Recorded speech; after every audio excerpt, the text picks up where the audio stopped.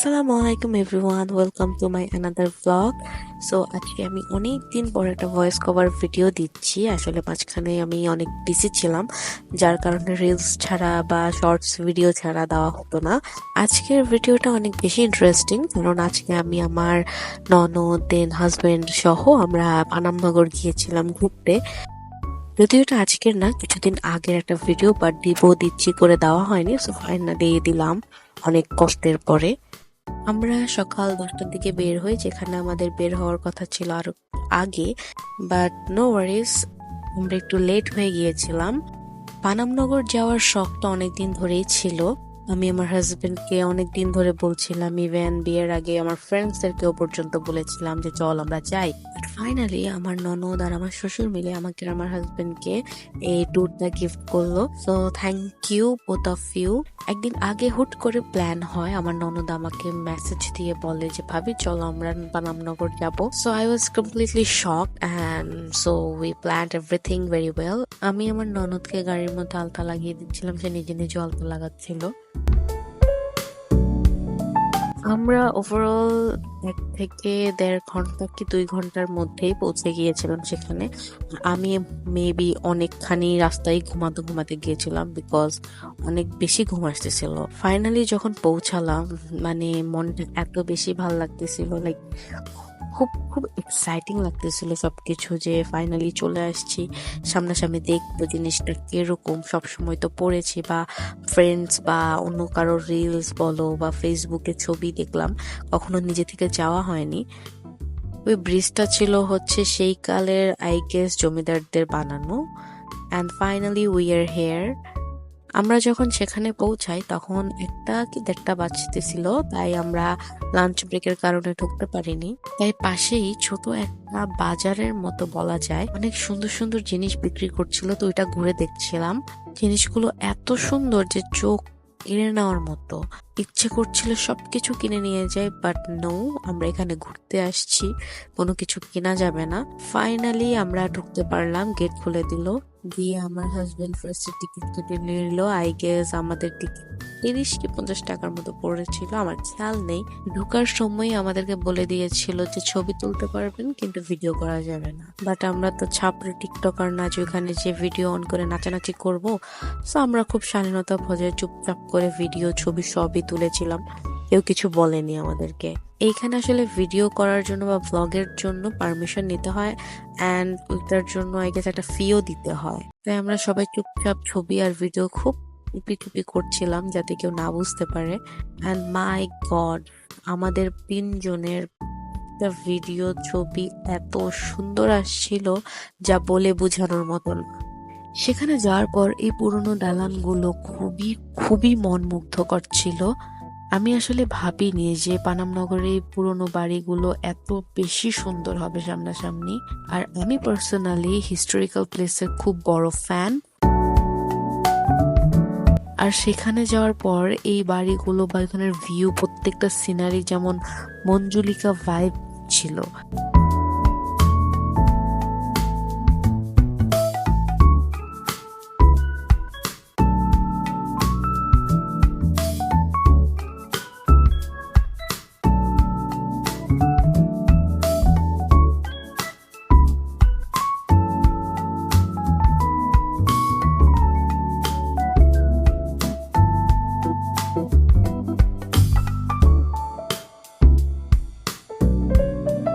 আমরা 3জন খুব সুন্দর সুন্দর ক্যান্ডির ভিডিও নিচ্ছিলাম।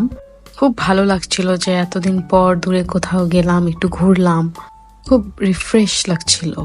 আর প্রতিটা মানুষেরই একটু লাইফের রিফ্রেশমেন্ট দরকার হয়।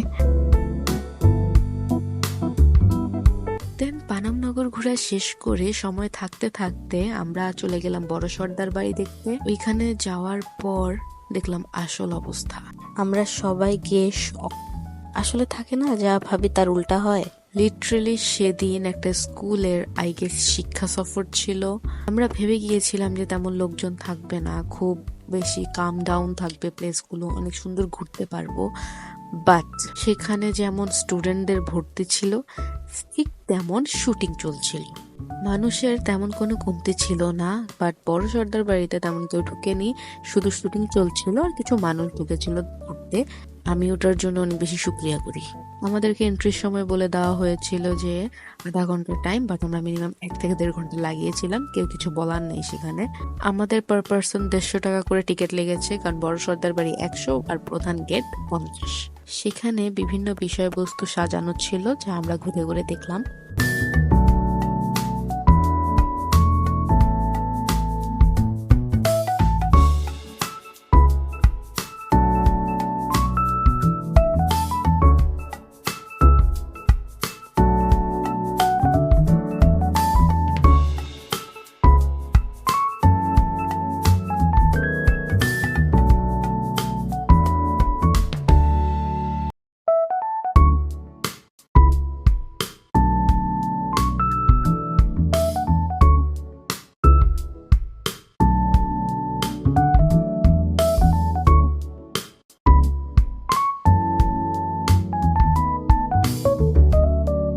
এক পর্যায়ে আমার ফোনের চার্জ শেষ হয়ে গিয়েছিল, আমি পাওয়ার ব্যাংকও নেইনি, যার কারণে এক পর্যায়ে আমার ফোন অফ হয়ে যায়।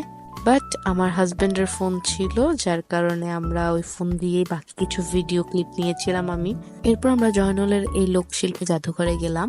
সেখানেও ঘুরে ঘুরে বিভিন্ন জিনিস দেখলাম আর উপভোগ করলাম জিনিসগুলো। সেখানে স্যার জয়নুলের বিভিন্ন পেইন্টিং এর ব্রাশ, দেন তার জামা, পেইন্টিং অনেক কিছু ছিল। ইভেন বিভিন্ন আমাদের লোকশিল্পগুলো সাজানো ছিল।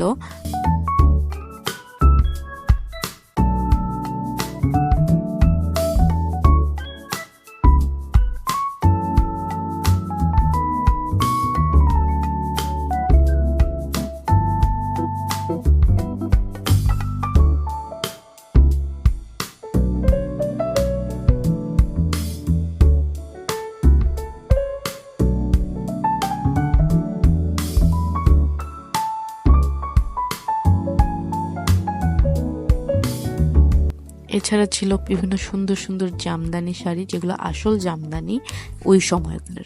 আর আমরা 3জন জামদানি শাড়ি পরে জামদানি শাড়ি দেখতে আসছি। এরপর আমরা সেখান থেকে ঘুরে বের হয়ে গেলাম মেলা দেখতে। বড় সর্দার বাড়ির সেখানেই একটা বিশাল মেলার আয়োজন ছিল, আর সেখানে 90% জিনিস ছিল মানুষের নিজের হাতের তৈরি, যেগুলো দেখে আসলেই খুব খুব ভালো লাগছিল যে এত সুন্দর সুন্দর জিনিস মানুষরা নিজের হাতে তৈরি করেছে। প্রত্যেকটা জিনিসের দামও খুব বেশি চাচ্ছিল, তাই কিছু নেওয়া হয়নি।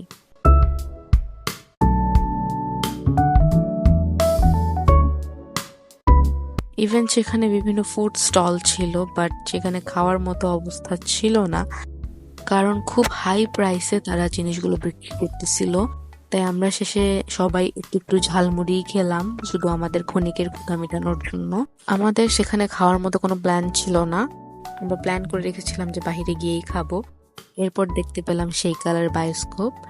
এরপর দেখলাম বিভিন্ন রং বেরঙের জিনিসপাতি, খুব সুন্দর লাগছিল। এই পেইন্টিং গুলো নিজেদের হাতে তৈরি করা।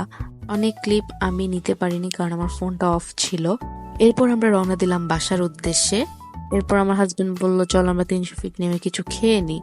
তো আমরা 300 ফিট নেমে হাঁসের মাংস আর খিচুড়ি নিলাম, বাট আমি নিয়েছিলাম হচ্ছে গরুর মাংস আর খিচুড়ি, আমার ননদরা আর আমার হাজবেন্ড নিল হাঁসের মাংস আর খিচুড়ি। আমাদের সাথে যে আঙ্কেলটা ছিল, ড্রাইভার আঙ্কেল, উনি যথেষ্ট সুইট ছিল, খুবই ভদ্র। সো সেও আমাদের সাথে খাওয়া দাওয়া করে নিল। খাওয়ার পর আমরা শেষে খেয়ে নিলাম চা, কারণ আমার এটা খুব দরকার ছিল, যথেষ্ট মাথা ঘোরাচ্ছিল আর অনেক টায়ার্ডও ছিলাম। সো চাটা অ্যাভারেজ ছিল, 50-50, ভালো, তেমন খারাপও না, খুব ভালোই ছিল। আমি আর ফারজানা দুধ চা নিলাম, আর রাবেয়া নিল হচ্ছে লাল চা।